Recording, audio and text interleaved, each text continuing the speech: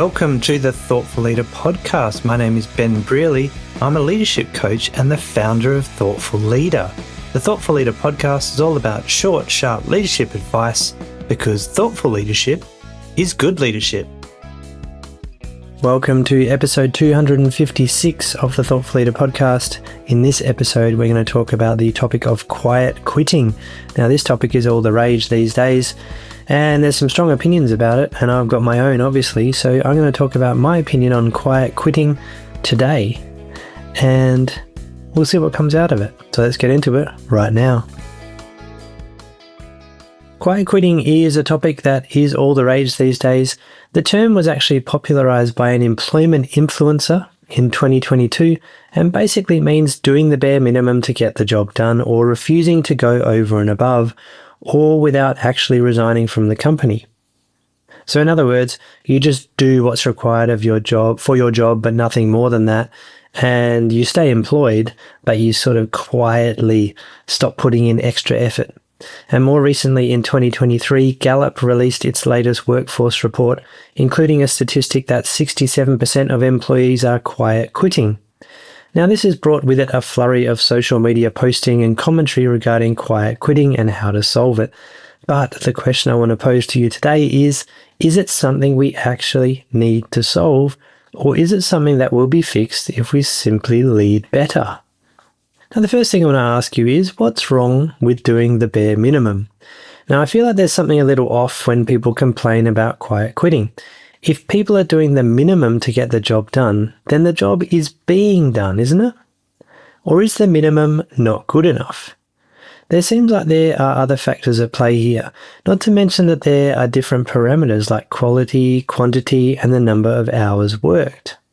So bare minimum quality means the lowest level of quality to get the job done. No gold plating, just the essentials, and at first glance this seems quite smart, doesn't it? But then there is minimum quantity, completing 10 things when you are asked to complete at least 10 things. But this is still within the boundaries of acceptability, isn't it? And how about the number of hours worked?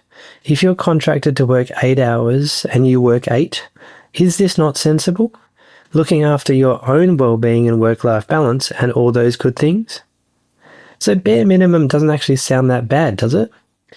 So I would pose to you that if quiet quitting is a problem, then something's out of balance.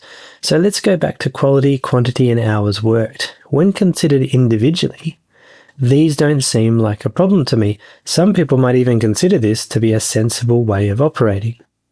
But when you put them together, we might have an issue. So let's talk hours worked. Let's say that people are meant to be working 8 hours per day and no more. Now, the question to be asked is, can someone achieve the minimum quality and quantity standards working the minimum number of hours? So if your minimum quantity target is to produce 10 things, but you need to work 12 hours to get to that target, then this quiet quitting is going to be a problem.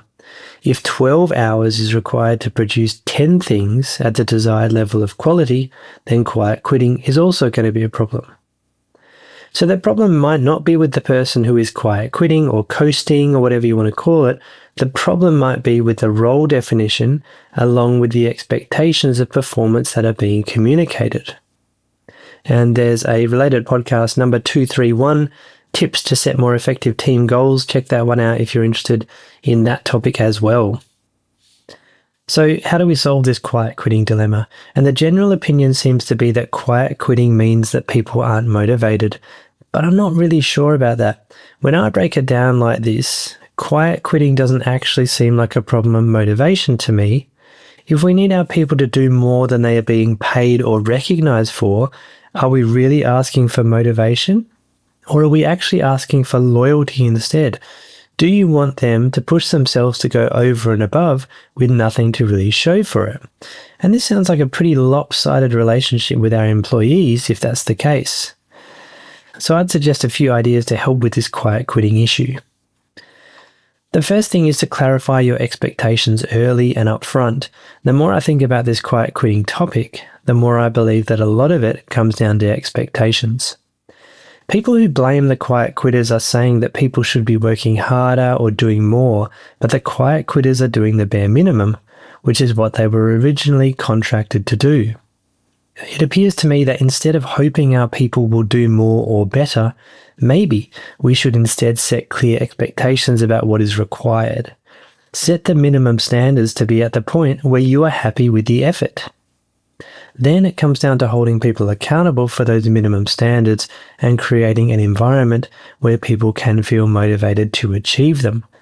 So we shouldn't set a minimum standard, then silently expect people to be doing more than that. That's a recipe for dissatisfaction.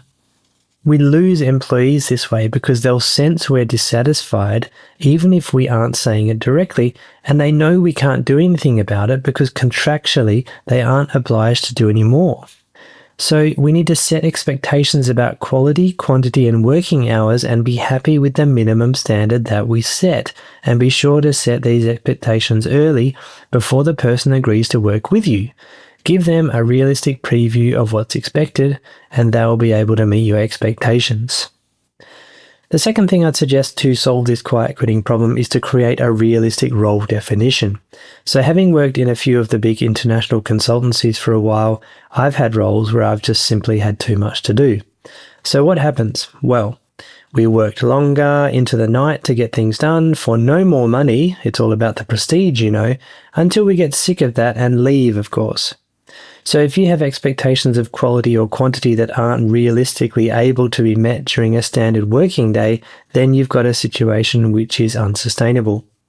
Now, when the only way for someone to meet expectations is to do more than is expected, quiet quitting is likely. That is, if people don't resign or work themselves to death. Now, I've always found that the best roles accommodate a mixture of the actual work, team activities such as meetings and things like that, and space to work on improvement initiatives.